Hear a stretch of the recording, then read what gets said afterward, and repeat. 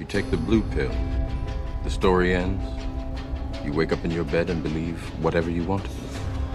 You take the red pill. You stay in Wonderland. And I show you how deep the rabbit hole goes.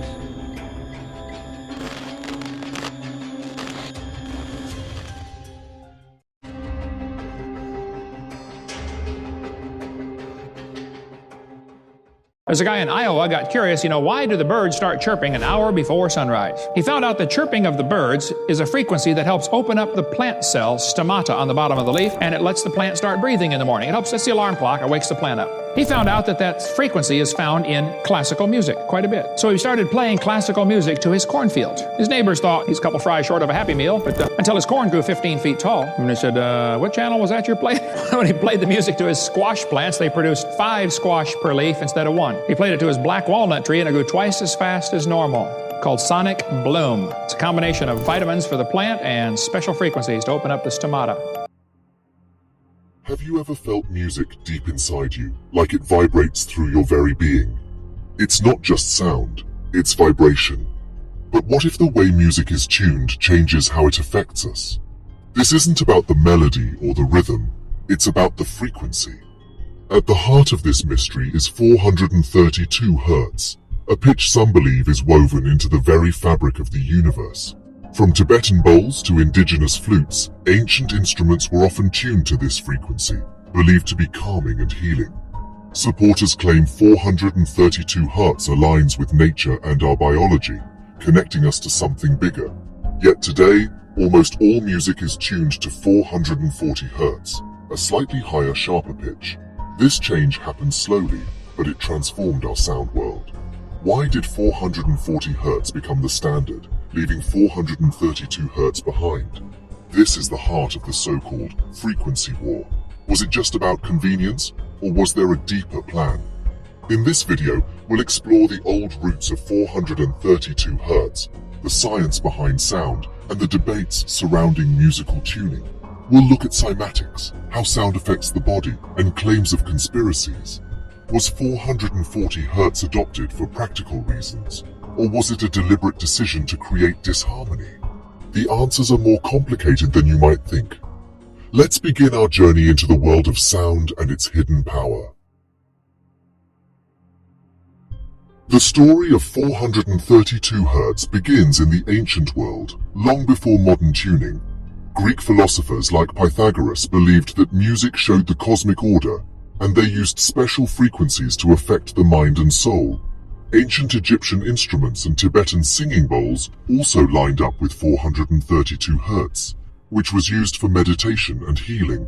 This frequency shows up in different cultures, which hints at a shared understanding of its effects. Even Stradivarius violins were made to resonate at 432 Hz, and they were known for their warm, rich tone. Composer Giuseppe Verdi pushed for 432 Hz, believing it was healthier for singers and more emotionally expressive. Moving away from 432 Hz happened slowly, not all at once. It was a gradual increase in pitch over centuries. For many, 432 Hz wasn't just a preference, it was the key to real musical expression. This change to 440 Hz happened because of industrialization, and because there was a need for a worldwide standard. As orchestras went on tour and musicians traveled, inconsistent tuning became a problem. In 1859, France set A at 435 Hz. But Britain and America pushed for higher pitches for a brighter sound. By the 20th century, 440 Hz became popular, especially with the rise of radio broadcasting. The 1939 London Conference recommended 440 Hz as the international standard, promoted by the British Standards Institute and the BBC. After World War II, the International Organization for Standardization made 440 Hz the global norm. Almost all instruments were made to this specification, and musicians were trained to hear it correctly. The rich variety of historical pitches, including 432 Hz, was replaced by a single uniform frequency. The world's music was now tuned to a new standard, but was it just about convenience? The rise of 440 Hz has a controversial chapter linked to Nazi Germany. Some people guess that Nazi propaganda minister Joseph Goebbels pushed for 440 Hz to use music's mind-bending power. This idea says that 440 Hz makes people feel worried and restless, which makes them easier to control. Even though there's no direct proof, Germany was a big fan of 440 Hz at the 1939 conference. The fact that this government was interested in sound and how it affects groups of people makes this idea even stronger. Was 440 Hz chosen for its musical qualities or because it could change behavior? This connection casts a dark shadow over the history of musical tuning. Did the world accidentally adopt a frequency that was meant to create psychological disagreement?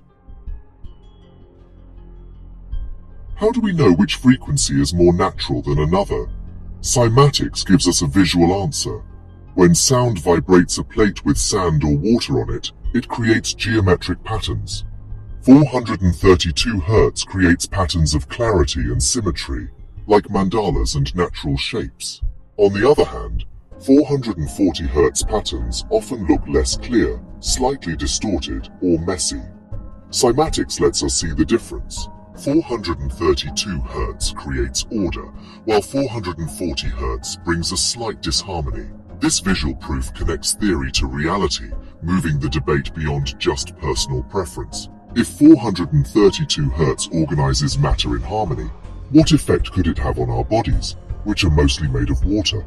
The organized patterns show resonance and balance at a cellular level. The chaotic patterns of 440 Hz suggest a slight stress. Cymatics makes the invisible effects of sound visible. The implications for our health and well-being are very deep. The case for 432 Hz also extends to the Earth itself, which has a natural frequency called the Schumann resonance, around 7.83 Hz. This planetary heartbeat can be scaled up through octaves, mathematically connecting it to musical notes. Some suggest that the harmonics of the Schumann resonance align with 432 Hz and its related tones.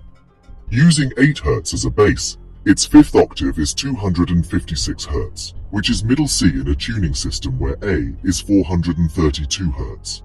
This scientific pitch creates a scale that's in tune with the Earth's heartbeat. So tuning music to 432 Hz is seen as tuning ourselves to the planet.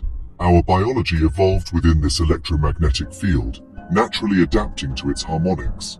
Listening to 432 Hz music may help synchronize our inner rhythms with the Earth. In contrast, 440 Hz is seen as an arbitrary human-made frequency, slightly out of sync with our environment. The result? A subtle but constant mismatch. The debate about tuning is also about biology and psychology.